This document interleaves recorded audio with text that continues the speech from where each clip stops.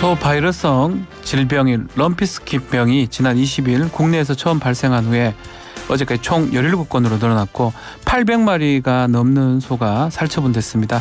이 때문에 경남도에서는 유입 차단을 위해서 소 가축 시장을 전면 폐쇄 조치하기도 했는데요. 관련해서 유한상 서울대 수의과대 수의학과 교수 전화 연결해서 자세히 알아보겠습니다. 교수님 나와 계십니까? 네, 안녕하세요. 서울대학교 수의과대의 유한상입니다. 자, 교수님, 럼피스킨병, 소바이러스성 질병이라고 알고 있는데 정확히 어떤 질병인지 또 어떤 증상이 나타나는 건지 궁금합니다. 예, 그 럼피스킨병은 럼피스킨 바이러스 감염에서 나타나는 그런 질병입니다. 네. 소, 물소에서 주로 많이 발생하는 그런 전염병인데 감염되게 되면 41도 내지 42도의 높은 열이 나고 또 사료를 먹지 않게 되고 침을 과도하게 흘립니다. 네. 무엇보다도 피부를 비롯해 입, 눈, 유방, 생식기 등의 다양한 결절이 생긴 게 특징입니다. 아하. 이러한 결절은 피부에 가장 많이 생깁니다. 피부요. 예, 젖소에서는 우유 생산이 뚝 떨어지게 됩니다. 그래서 우유 생산이 감소되게 되고 때에 따라서는 임신한 동물에서 유산을 유발하기도 하는 그러한 그 질병입니다. 자, 이 바이러스가 어떻게 국내에 들어오게 된 겁니까?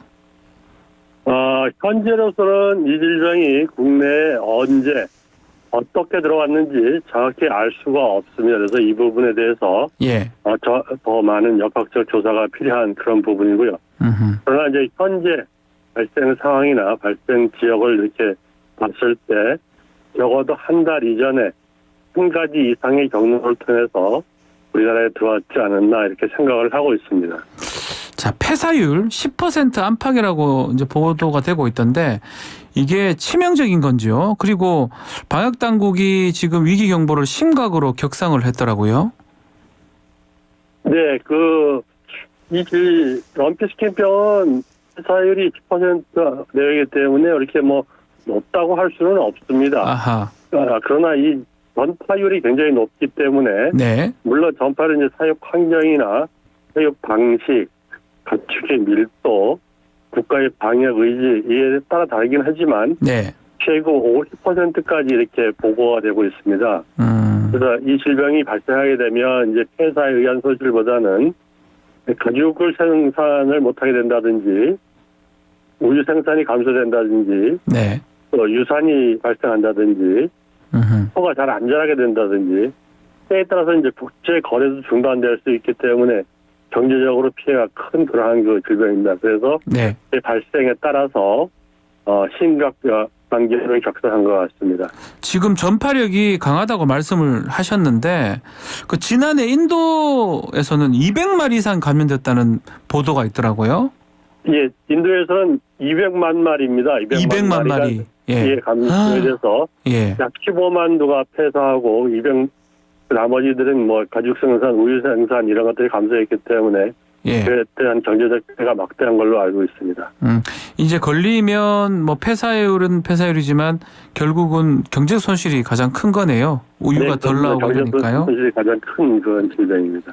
자, 확진 농장 근방에 있는 소들 백신 접종했다고 하는데 이거 예방 효과를 톡톡히 볼 수 있을까요? 예, 현재 럼피스킨병을 예방할 수 있는 방법은 백신 접종밖에 없습니다. 그래서 아하. 빨리 백신 접종을 해서 항체를 빨리 만들어서 확산되지 않도록 차단하는 게 가장 중요한 방법이라고 생각됩니다. 그래서 인근 농장에서는 빨리 예방 백신을 접종해서 확산을 차단하는 게 굉장히 중요하고 또 무엇보다도 예방 백신을 접종할 때는 전문가들에게 정확하게 접종하는 게 더 필요하지 않을까 생각을 합니다. 네. 자, 경남도에서는 유입 차단을 위해서 소 가축 시장을 전면 폐쇄 조치를 했더라고요. 이게 코로나처럼 격리하는 방식으로 전파를 막을 수 있는 겁니까? 이 럼피스킨병의 전파는 예. 감염동물의 피를 흡혈하는 흡혈곤충이나 감염동물 또는 감염동물에서 나온 분비물 즉 분변, 오줌, 우유 이런 것들에 의해서 직접 또는 간접 접촉에 의해서 전파되기 때문에 네. 그리고 특히 이제 감염동물이 장거리 이동에 의해서 확산될 수 있기 때문에 가축 시장의 폐쇄는 여러 농장에서 이제 동물들이 한 곳에 모일 수 있기 때문에 그러한 것들에 의한 전파를 차단할 수 있고 네. 또 장거리에 확산되는 것을 차단하기 위해서는 가축 시장의 전면적인 폐쇄가 꼭 필요하다고 생각됩니다. 자, 지금 어제까지 17개 농가 확산됐고 인천시 강화군 농가에서도 3건의 의심 신고가 접수가 됐습니다. 네. 이게 확산세가 이미 전국으로 다 퍼졌다고 봐야 되는 거 아닙니까? 앞에서 말씀드린 것처럼 현재 우리나라의 가장 중요한 상황은 언제 우리나라에 들어왔는지. 어떤 원인에 의해서 들어왔는지 정확히 파악하고 있지 못하기 때문에 앞으로 얼마나 더 확산될지 지금 확실을 할 수는 없습니다. 네. 그러나 이제 며칠 전에 갑자기 확 퍼진 것을 봤을 때는 지금 잠복기에 있는 동물들이 많이 있는 것으로 추정이 되고 지역도 광범위하게 확산돼 있지 않을까 이렇게 생각이 됩니다. 그래서 이런 추세라면 앞으로도 당분간은 계속 발생 신고가 있을 거로 생각이 됩니다. 잠복기가 얼마 정도 되는 겁니까? 잠복기는 짧으면 한 3, 4일, 길면은 4주. 4주요? 예, 4주까지도 있고 때에 따라서는 6주까지도 보고되고 있습니다. 아하, 잠복기가 차이가 많이 나네요.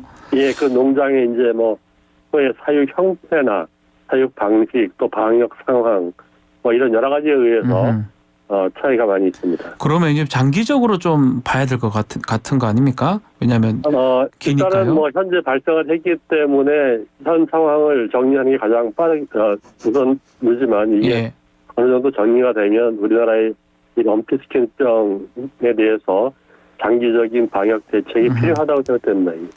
자, 소에서만 발생하는 바이러스 질병이다 이렇게 얘기를 했는데 다른 가축하고 함께 키우는 농가에서는 어떻게 관리를 해야 됩니까? 사실 이 럼피스킨병 바이러스는 소나 물소, 야생 반추동물에 이렇게 감염이 됩니다.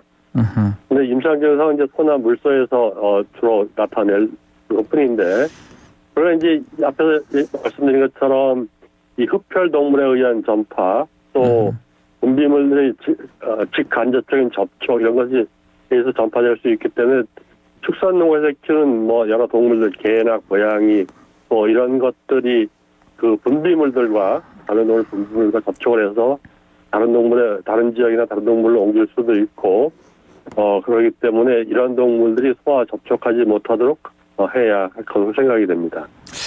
자, 또 걱정스러운 부분 중에 하나가 사람한테 전염되는 거 아니냐 이 부분이거든요.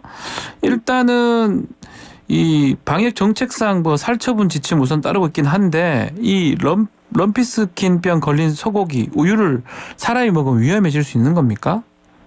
사실 럼피스킨병 바이러스는 사람에 감염되지는 않습니다. 감염되지는 않는데 그러나 럼피스킨병에 걸린 소는 일단 병든 소입니다. 병든 소를 사람이 먹을 수는 없는 거고요. 네. 이는 가축전염병법이나 식품위생법 이런 데서 병든 소를 사람의 식품으로 공유할 수 없도록 금하고 있고 그렇습니다. 그래서 이러한 럼피스킨병에 걸린 소고기나 우유는 사람이 먹을 수가 없습니다. 그러면 모두 살처분하는 겁니까? 식탁 위에 오르지 않고? 예, 감염된 소는 모두 감염된 소나 감염 위험성 있는 소들은 살처분을 하고 있습니다. 자, 이거는 좀 살처분 얘기를 좀 질문 드려보면 이 가축 질병 발생할 때마다 대량 살처분 하잖아요. 네. 좀 옆에서 보면 아쉽기도 하고 저 같은 경우는 다른 방법은 없는 겁니까? 그거 말고는? 가축 전염병들은 이제 우리나라에 발생해서 오래된 질병들에 대해서는 여러 가지 백신 개발이라든지 등을 통해서 방역 정책이 있지만 네. 외부에서 들어오는 것들은 지금 그러한 대책들이 없습니다. 물론 이제 발생국에서는 오랫동안 개발을 해놓은 적은 있습니다.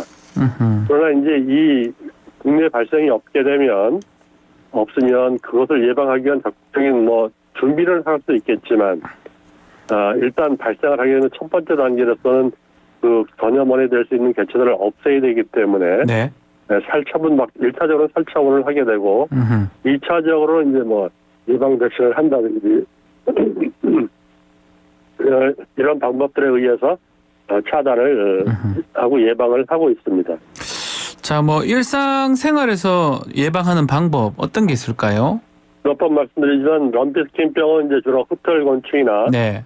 감염동물 또 감염동물 분비물과 직간접 접촉에서 전파되기 때문에 우선 전염원이 될 수 있는 그러한 그 동물을 빨리 찾아내는 게 중요합니다. 아. 그 얘기는 이제 우리가 일상생활에서 특주나 농장 관련 일하시는 분들이 네. 임상 증상을 소를 매일 임상 증상을 관찰해서 그 임상 증상을 보이는 동물이 있으면 즉각 관계기관에 신고를 해서 거기에 검사를 받아서 검사 결과에 따라서 처리를 해야 되고 또 흡혈곤충들이 곤충을 구제를 한다든지 주기적인 소독으로 바이러스 유입을 차단한다든지 해서 하는 방역 정책 또 이제 외부로부터 소를 구입할 때는 철저하게 검사를 한다든지 가능하면 이런 발생 위험 지역이나 이런 데서는 구입을 하지 말아야 되고 이런 것들 이러한 일상적인 차단 방역을